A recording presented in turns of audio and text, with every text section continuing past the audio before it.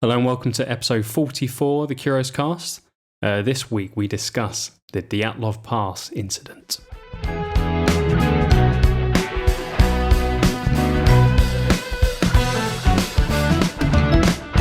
Welcome back.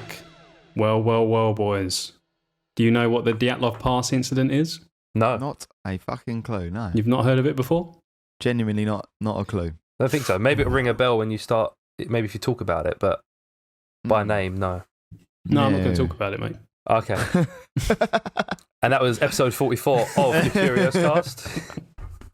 So the Dyatlov Pass Incident is something that I've wanted to talk about for a while, but obviously we used to just do weird news. I couldn't really fit it into any other episodes, but since we've branched out into topics, I want to talk you through it. So it's quite a classic mystery.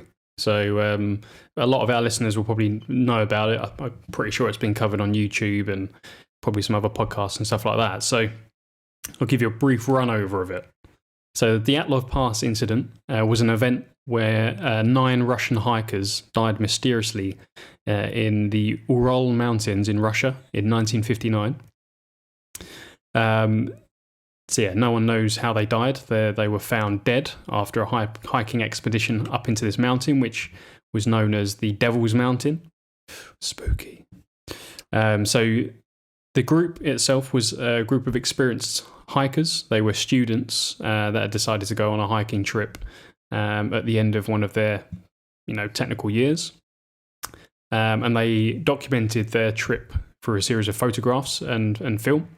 And the last image that was taken on the camera was of a blurry sort of black background. There was nothing that you could see. It was just like a black image. Up until then, it'd be normal pictures of them taking photographs of each other, posing, stuff like that.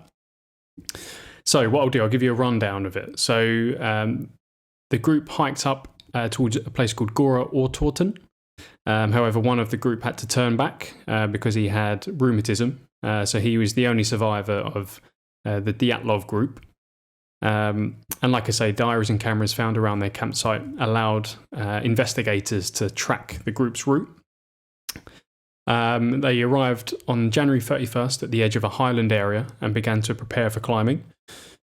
And they cached surplus food and equipment before starting to move through the pass.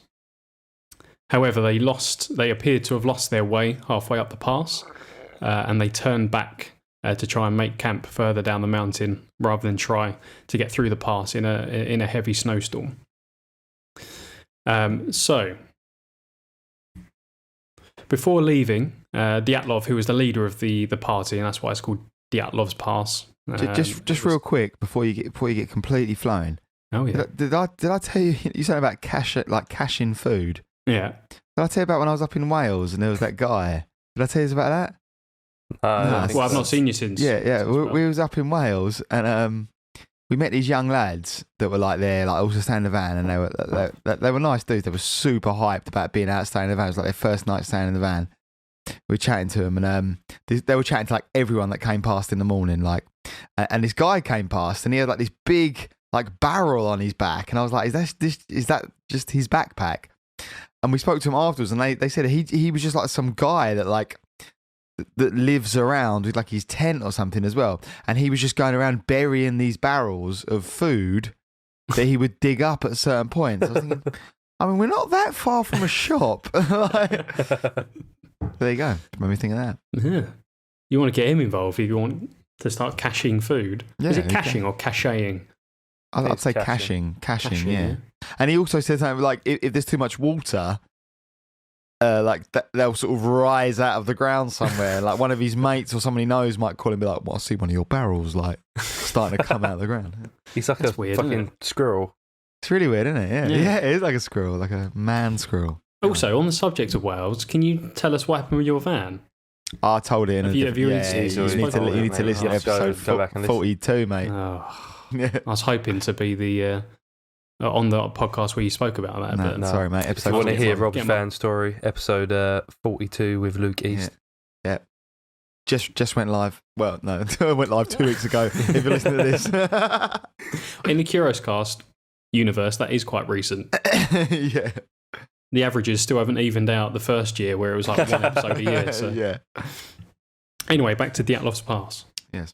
So before leaving, they'd agreed to send a telegram to their sports club as soon as they returned to Vizhai. God, they had that app Telegram all that time ago. Fuck yeah. 1959. It's pretty. I guess in the Soviet Union there was no dedicated said phone lines. No, I think you were The app Telegram. Oh right. So they said that this would happen no later than the 12th of February. However, he'd said to Udin, who was the guy that was supposed to receive the telegram, that he expected it to be longer. So when the 12th arrived and there was no messages from the group, no one panicked. No one sent out any search parties or anything like that because they just assumed they must have overrun by a few days. However, by the 20th of February, the relatives of the group started to demand a rescue operation, and a volunteer party was formed that headed out to the last known area, or the route that they were known to be traversing. So on the 26th of February, 6 days after the party left, the searchers found the group's abandoned and badly damaged tent on Kholat Syakhl, which means Dead Mountain. What they found at the campsite baffled the search party. Mikhail Sharavin, who was the student who found the tent, said, the tent was half torn down and covered with snow. It was empty and all of the group's belongings and shoes had been left behind. It was also found at this time that the tent had been cut open from the inside. Around the campsite, 9 sets of footprints left by people wearing only socks or a single shoe or barefoot were able to be followed, some of which led down to the edge of a nearby wood, which was on the opposite side of the pass, around 1.5 kilometres northwest of the camp. After 500 metres, these tracks began to be covered with snow. However, the searchers went into the forest, and just inside the forest, not far from the edge, the searchers found the visible remains of a small campfire.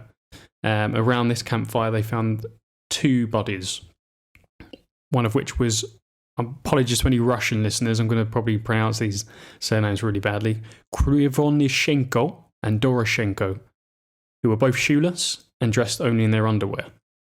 Around them, the branches of the tree were all broken, up to 5 metres high.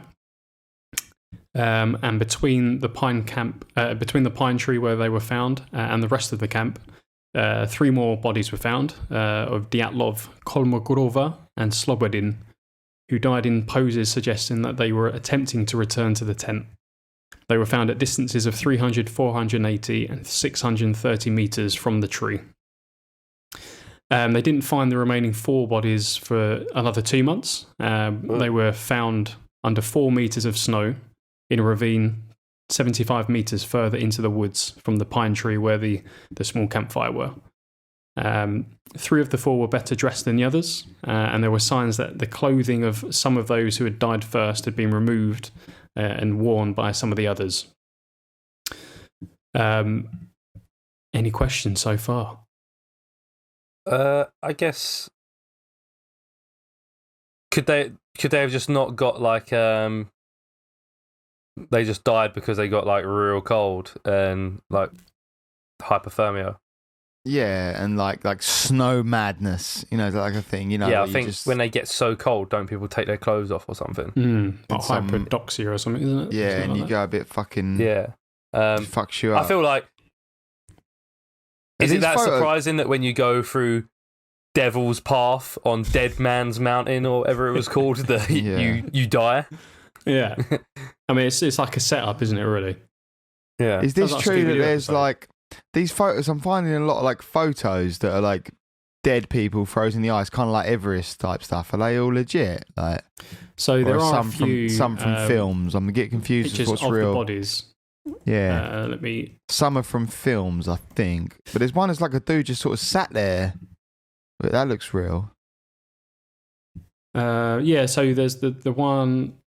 No, the one that's where the guy's just sat there with like a hat on. That's from a film. Oh, okay.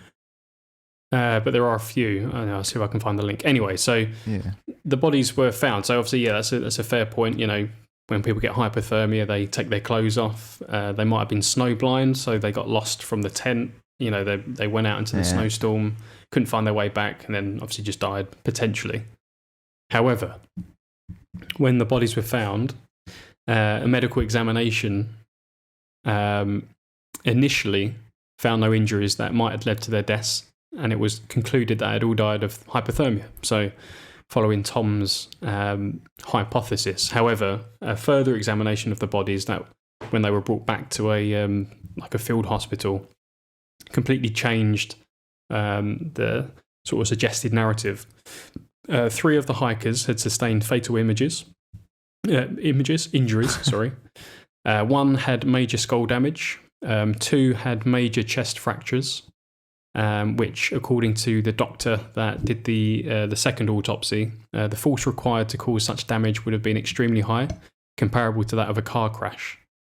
Notably, the bodies had no external wounds associated with bone fractures, so there was no cuts or bruising or anything like that. Didn't they say that like the tree was damaged nearby or something? Was that right? The tree had branches missing? By the but the second camp, it looked as though someone had tried to climb up, maybe to find help or something, but all the branches were cracked up to 5 meters high. So potentially, okay. I mean, I don't know whether falling 5 meters onto snow could give you chest fractures. I'm not too sure. But yeah, it was the opinion of the doctor that it looked as though they'd been subjected to a high level of pressure.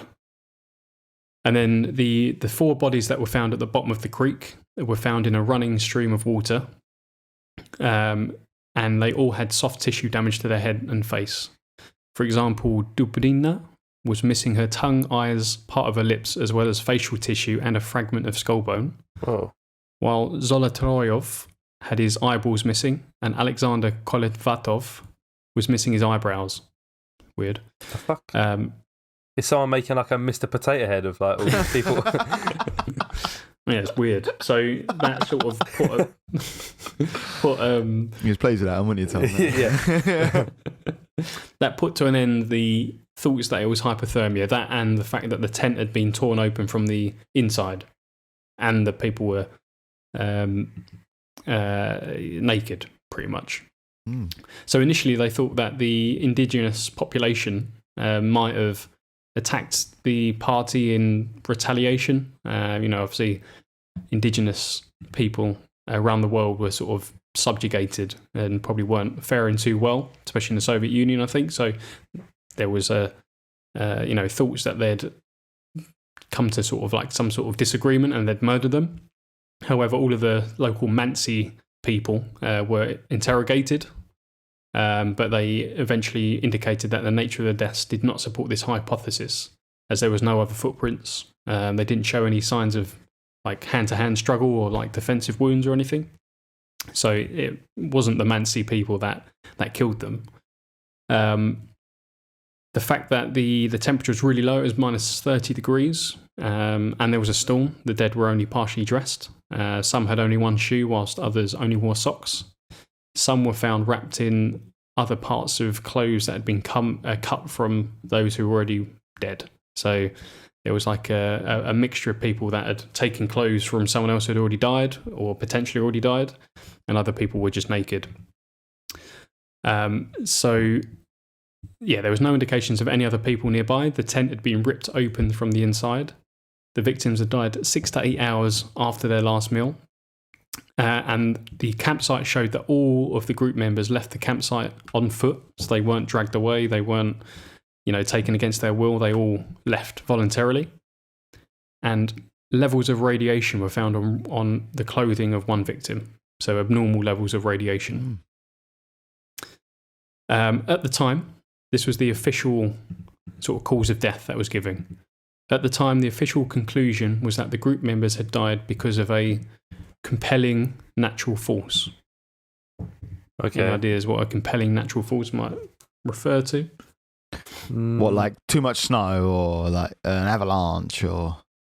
Yeah, you feel like an avalanche could crush them, but then like their bodies wouldn't be on the top. So unless...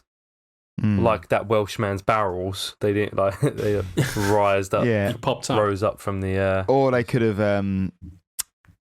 like the snow could have melted in the time they found them. Don't know about that.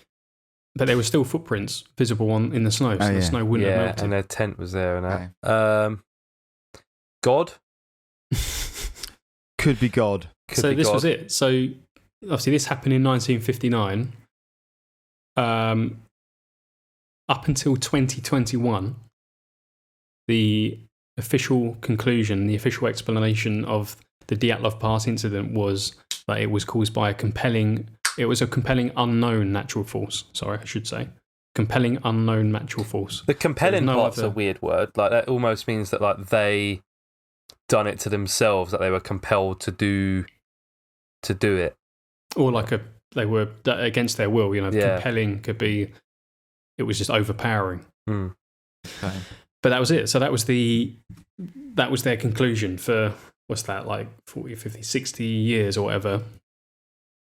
There was no really official thing. The only thing that happened or of note was that another group of hikers, 50 kilometres south of the incident, reported strange orange spheres in the sky to the north on the night of the incident. It's aliens. Similar spheres were observed in Ivdel and adjacent areas continually during the period from February to March 1959 by various independent witnesses from the military and the meteorology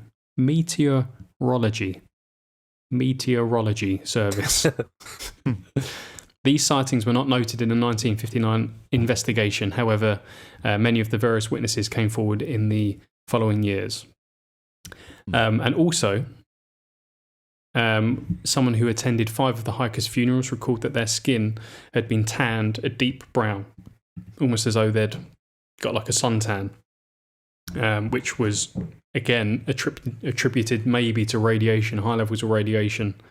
If someone gets exposed, then their skin basically cooks, right? You can get tanned in the sun, though. Like, potentially.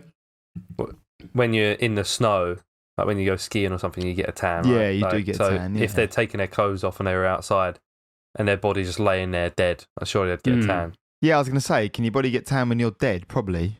Yeah. I guess so. Yeah. Yeah, unless it's need to be a living to react. Unless it's like a natural, chemical has to be produced to tan you. But I bet you can tan like a day or so after you die. Yeah, after if you're it's dead. fresh. Yeah, and you can get bruising after you're dead, and it's impossible to distinguish whether or not it was pre or post. Yeah. However, Rob, 4 of the bodies were found under 4 meters of snow. Right. Because there'd been snowfall in the following days. So, how'd you account for that? I mean, they could have got tanned before and then the snow buried them. Like, it might have only taken, dead, tan a day, buried. Yeah. Well, would your skin 4 days. burn, though, if you was in the sun, unexposed like that? I don't know. We have to kill someone and find out. I'll do if you're volunteering in the snow. to be killed, and for our Patreon, please message curioscast@gmail.com.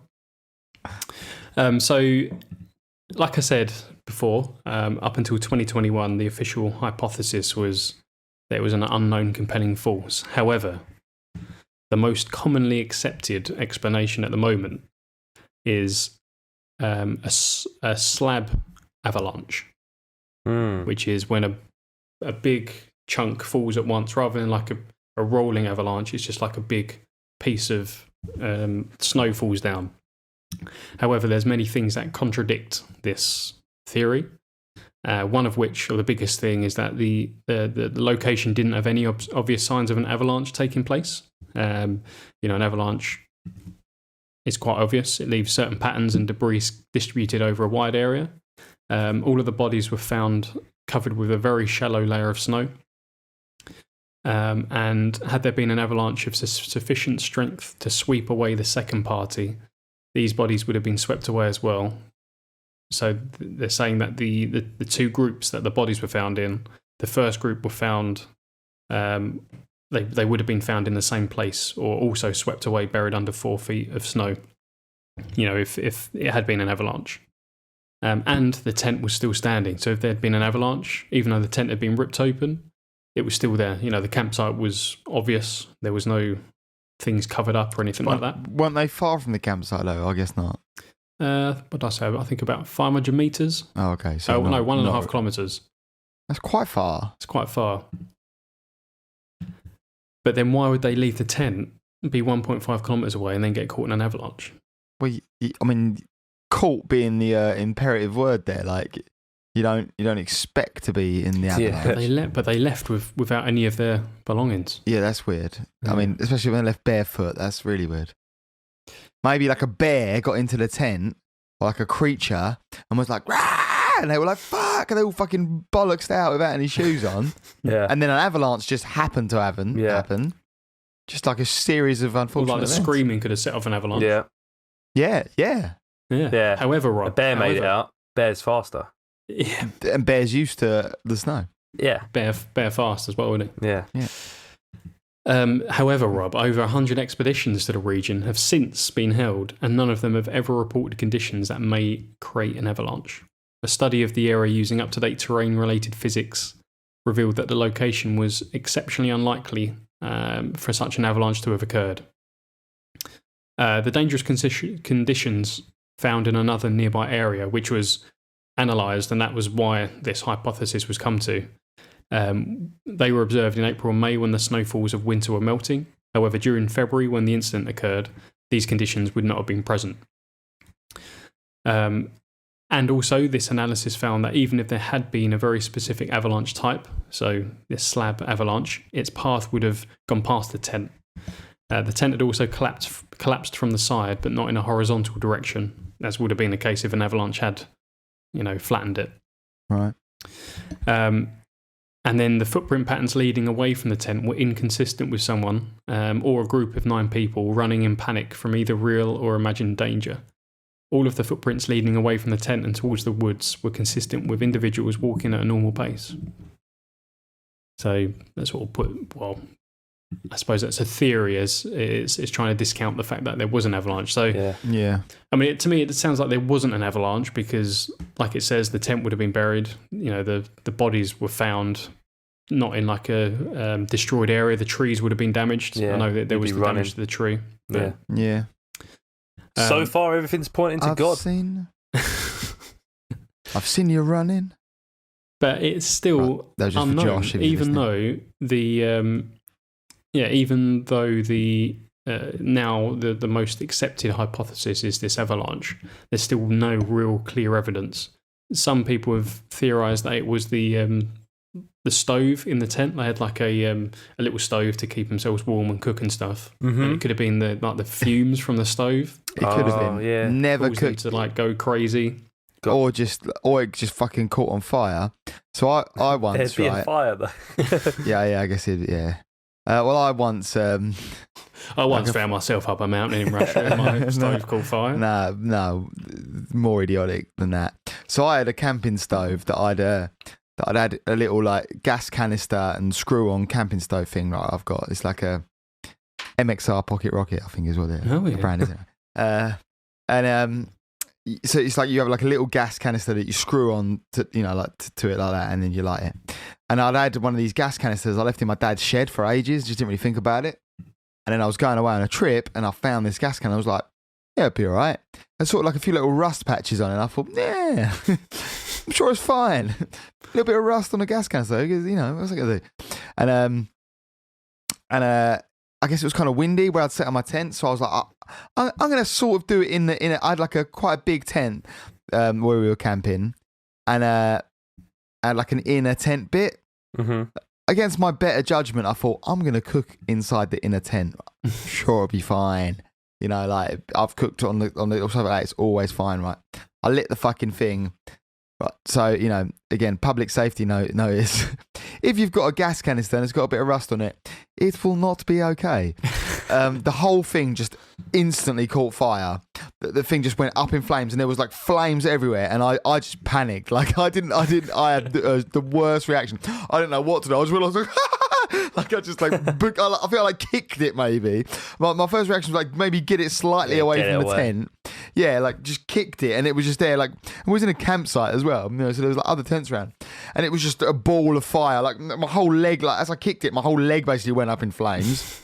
And luckily there was some other dude there who just nearby just happened to have like I must have been doing his washing up or something. He had like a washing up bowl full of water. He ran over and just doused the entire thing in washing up liquid. Oh, in a washing up bowl. And he sort of looked at me, he was like, "Cause get your balls about." And I was like, "Fucking hell, it was, yeah." Jesus, I was doing nothing apart from setting my leg on fire. Like all my leg hair was singed. Yeah, fuck. Yeah, Don't do that.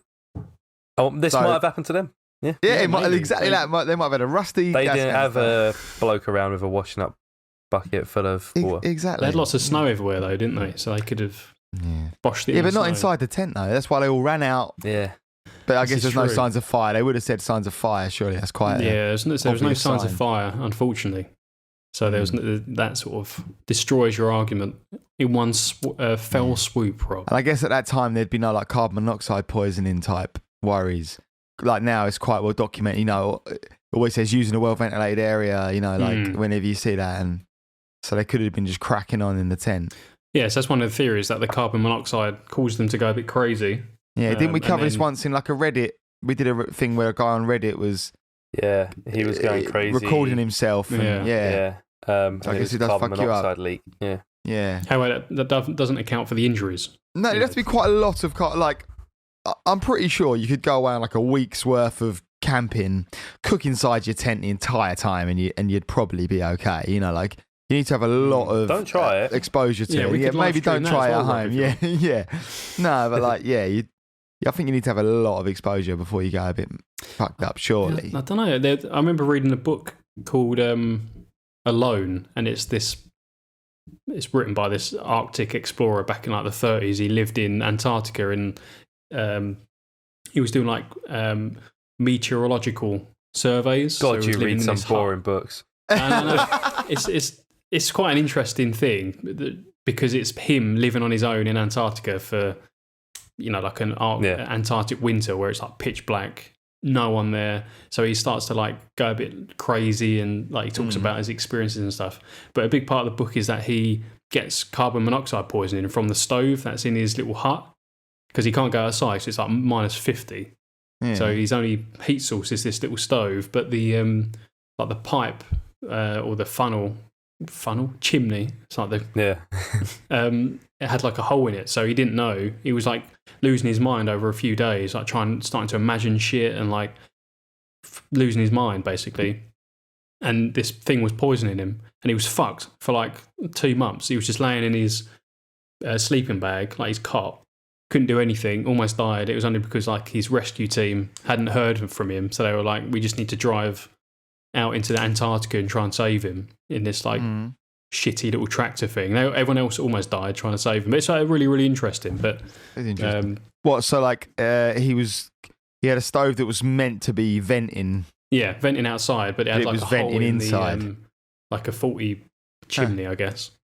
But then that meant that he just didn't have any heat, so he was just living in like minus 30, minus 40 degrees because he couldn't turn the stove on.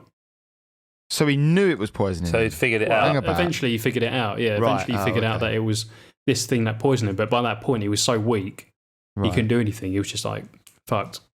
I see. So the dangers of carbon monoxide poisoning. Brutal. But Alone is a good book. For really makes me need to update my carbon monoxide filter in the fucking van. Yeah, get it updated. Yeah, there's a few times I cook in there and I think, I should probably have the window open a little bit more. Don't want you to become like this geezer from Alone, Rob. No. Or the Dyatlov Pass. I'm going to order one right now as we're chatting. No, because me and George would be a rubbish rescue team. We would not save you. I need that bloke. How's it going? Or just that bloke who just happened to have a bucket full of water. He just happens to be there in every crisis. So that's it, unfortunately. The Dyatlov Pass. As far as it got. There's no definitive evidence. So, one of the other theories is that it's obviously there's aliens with the sightings, the mysterious sightings on the mountain. Aliens doing what though? Just fucking them up. Just fucking them up. Yep. Yeah. Okay. Another is radiation poisoning from a weapon that was being tested by the Soviet military. And it was obviously covered up by the Soviet Union at that time. It was the Cold War, effectively. That's pretty feasible, isn't it? Like, yeah, and it's known that this area was being used for military exercises by the Soviet Union. That would maybe account for the radiation on the bodies. I think the most logical theory, this is the one that I sort of follow, is that it was the Yeti. Okay. So a big one is the Yeti. Yeah. Which, I don't know if it is. And quite an interesting one. Quite an interesting one. What's the Yeti done? Tell me about. So what's the? Oh, it was just that there's a Yeti. That's it. That's the theory. And the Yeti just attacked him. Okay. Fucked him up, and that was it. Okay. All right. Cool. This one's quite interesting, which I hadn't heard of before. It's called Catabatic Wind. Okay. So Catabatic Wind is a type of wind that carries high density air from high elevation under the force of gravity. So it can be like a really powerful cold blast of wind. And they theorise that this is what happened at Dyatlov Pass, because in a similar sort of case, in 1978, 8 hikers were killed and 1 severely injured in the aftermath of a Catabatic Wind. Right. So they were killed by the pressure change and also the actual physical wind itself, maybe knocking them down the mountainside or basically just tumbling them over and breaking their arm or something like that. That'd be brutal. Yeah, which is pretty brutal. But had their eyes come out and eyebrows? That was so like one sort of theory about that is that it's just natural decomposition and scavengers, because they're like the eyes and the tongue. Yeah. One of them, the tongue's missing. They're like the softest parts of the body. Yeah. Right. So some maybe just some came like rodents or birds or something. Birds come and just started eating their eyes potentially. out. And some of the bodies were found in a stream as well, which would obviously make the bodies decompose quicker, because that's what I always say to people that have cats, by the way. You know, people say, "Oh, my cat loves me," and it's like, if you die in your house, a cat will eat your face eventually, and it will eat your eyes out. But whereas like a dog will lie by your side and just die with you. Yeah. Yeah. Anyway, side point. Yeah, cats are bastards. Yeah, I don't give a fuck. Yeah, broke my phone. Yeah. Fucking wankers. Yeah, didn't eat my face. Right. Didn't. But so there's many different theories. Probably too many to go into here, but people have theorised that some of the group were attacked, which caused some of the other group to leave the tent to try and save them or to help them, and then they all got lost in the snow. Attacked by what though? Like, that's the thing. People don't know whether it was like an animal or the Yeti, aliens or the Yeti, or they had experienced. They'd encountered this wind, so these bad weather conditions, and they'd bivouacked. So they'd set up 2 tents. One of the tents blew over. There was like an avalanche or something that covered one of the tents. So the others in the other tent cut their way out, went to help the other group. Obviously got them out, but then by that point they couldn't find their way back to the original tent, which is where they stumbled into the woods and obviously died. That's quite a good theory. So they were like in their tent, buried in shit, cut out. So that's why the tent was all cut open from the inside. Yeah. Didn't have time to get their shoes and shit on because they'd been in bed. And then... That's it, potentially. Yeah. But so there's just lots of good sort of Cold War theories as well. So I'd probably recommend people read into it if they want to really dive into some of them, because there's lots of like spy theories, American spy plane theories, and Go on, give us one of those. What, like an American? What, like or what about one where he's DP Cooper? DB Cooper. Yeah. In fact, I was going to mention DB Cooper. There's been a development. There's an archaeologist doing a dig at the moment on that sandbank. Do you remember we spoke about the sandbank where the money was found? Yeah. So there's an archaeologist doing a dig at the moment because he believes that there's more evidence to find at that sandbank. So there might be some updates to the DB Cooper story. Watch this space. Get out to that DB Cooper convention after all. So like the US spy thing is that it was the result of a flash bomb, which is a type of bomb that was used in the Cold War, where it just creates a really bright flash of light, which I don't really know what the purpose would be, but is it like a flashbang in Call of Duty. But like I suppose they exist in real life.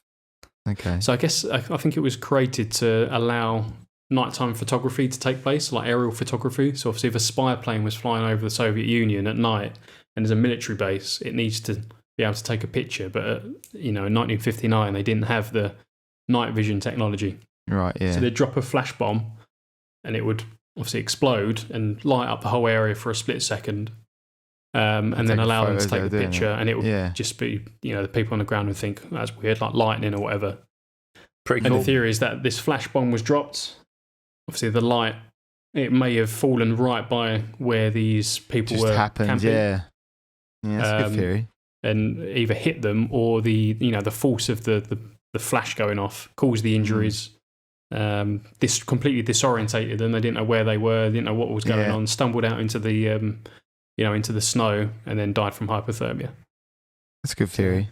And I guess like the bomb element of the flash bomb means it still fucks you up, like in some way, like. I guess so. Yeah, it must be still like a bomby part. Like, it's still. That's good. That's a good theory.